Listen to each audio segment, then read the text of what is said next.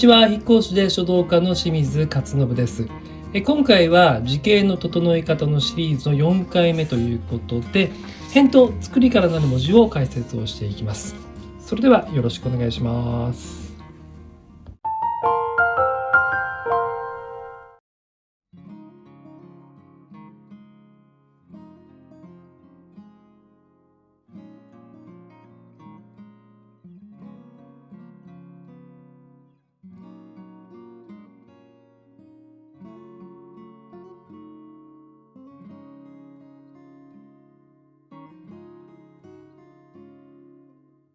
一つ目の辺を小さく作りを大きくというのは、これだとね、この口ですよね。これが小さく書いてます。それに対してこちら作りの方大きいですね。こういう字のことを言います。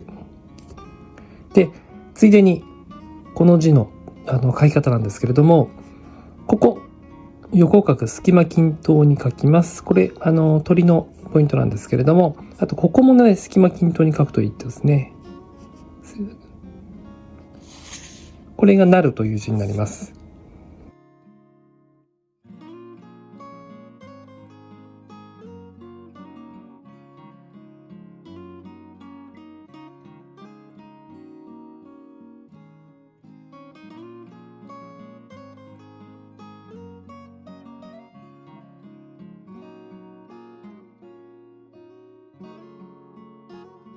そうですね、この先もこの山ですよね。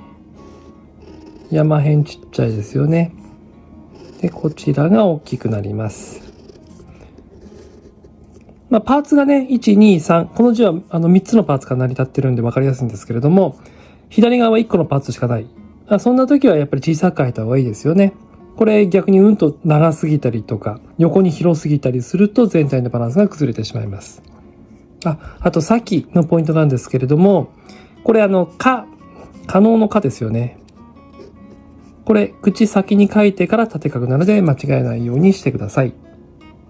これがね先です。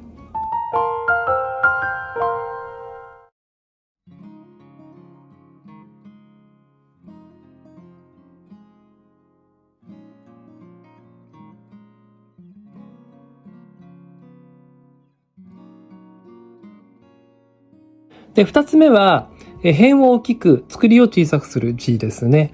これ私の場合はこういうことですね。辺に対して作りを小さく書いています。ついでに説明すると、この乃木辺なんですけども、こういうね僕は三角に書いてます。こちら長くする人もいますけどね、それでも構いませんけれども、僕はねこの形にした方がバランスが取りやすいので、乃木辺はこの三角をイメージして書いています。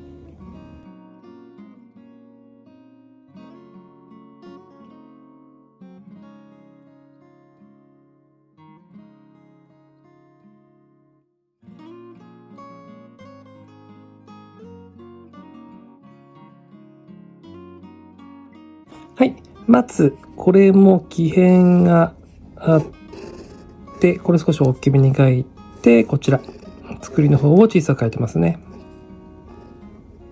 横幅はね大体同じぐらいなんですよね。ちょうどセンターなんですけども、はい、でも上下にちっちゃいのでコンパクトに見えます。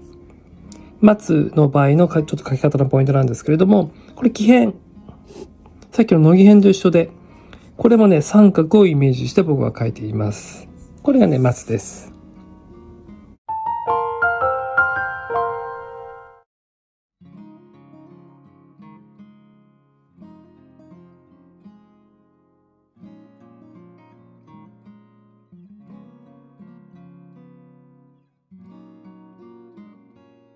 はい、3つ目はね、辺を細く、作りを大きく書く文字。この位なんですけれども、人弁ですね。これ細長です。細くしてます。で、それに対して作りは大きめ、人弁よりも大きめに書いてるということですね。だいたい1対2ぐらいだと思ってください。ちなみに、この立つなんですけども、これはね、真下です。これは内側に入れる。両方とも内側に入れない方がいいです。はい、これがね、位の書き方です。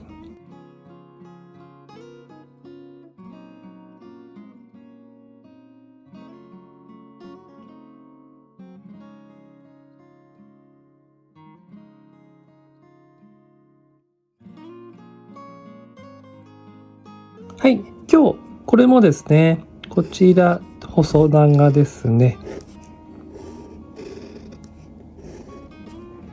辺を細くして作りを大きく。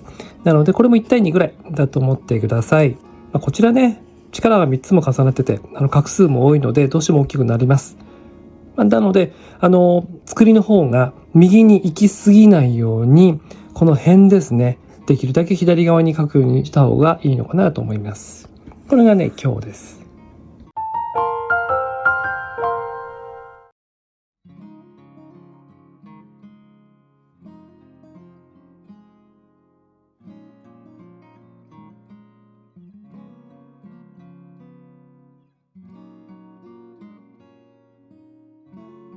次に辺を大きく、作りを細くする字。これ立冬なんですけど、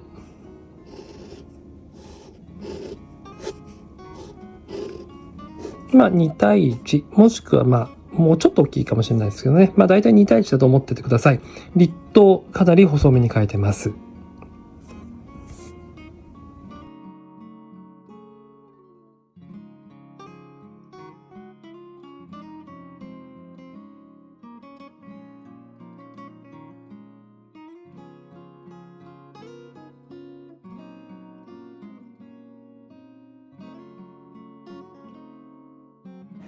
はい、こちら宋も立冬ですね。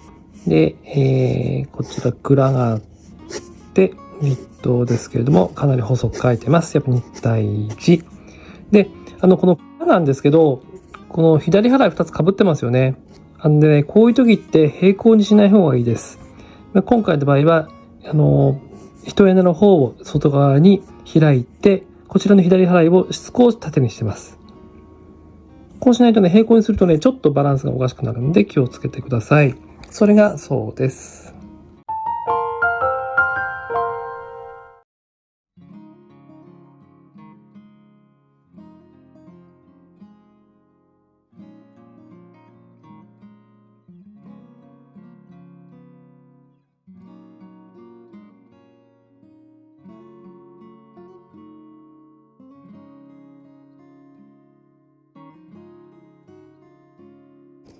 で、5つ目なんですけども、辺と作りがほぼ同じ大きさですね。1対1です。そうですね。要するにね、辺と作りのね、画数が多い文字はどうしてもこういう形になります。どちらが画数が少ないときはそれがちっちゃくなったりとか狭くなったりしますけれども、やっぱり両方とも画数が多ければ、同じぐらいになっちゃいますね。で、これ無理にちっちゃく書いたりとかすると逆に書きづらいのかなと思います。はい、それがまず銀ですね。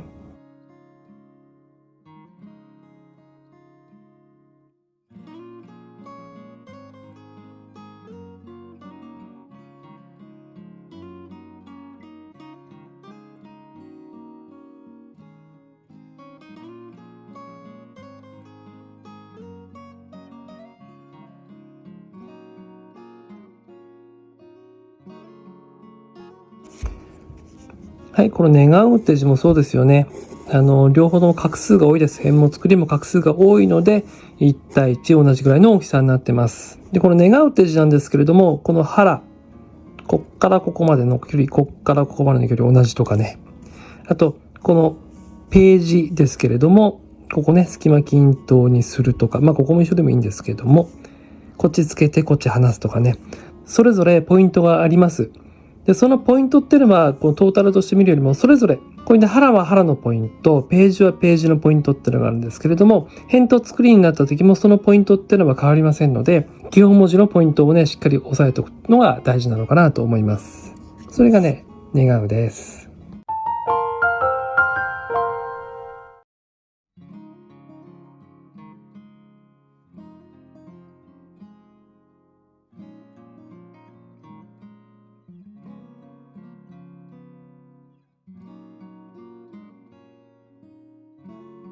はい、最後、6つ目になるんですけれども、返答作りに段差をつける文字ですね。何言ってるかっていうと、これ田んぼの田と蝶なんですよ。田んぼの田と蝶の組み合わせなんですよね。で、これそのままこうやってくっつけるのではなくて、少し蝶を下に持ってきています。段差をつけているということです。段差があることによってバランスが取れる字なんですね。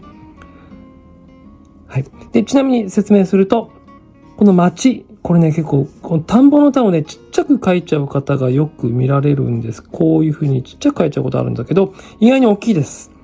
少しね、気持ちを大きめに書いてあげるといいかなと思います。それがね、町です。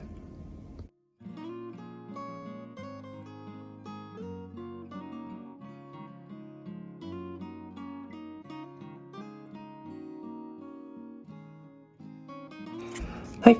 印鑑の印ですね。これも同じ。辺に対して作り、下げてますね。はい。で、ちなみに説明すると、印。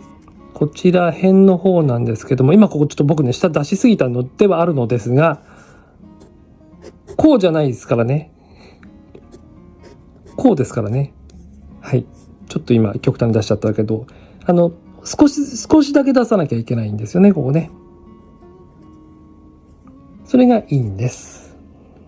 はい。ということで今回は、返答作りからなる文字のバランスの取り方を解説してきました。6つのパターンだったんですけれども、全て覚えるのは大変だと思います。だけど、こういうバランスの取り方があるんだなっていうことを頭に少しでも入れといてもらえれば、文字ってね、変わってくると思いますので、参考にしていただければなと思います。それでは、ご視聴ありがとうございました。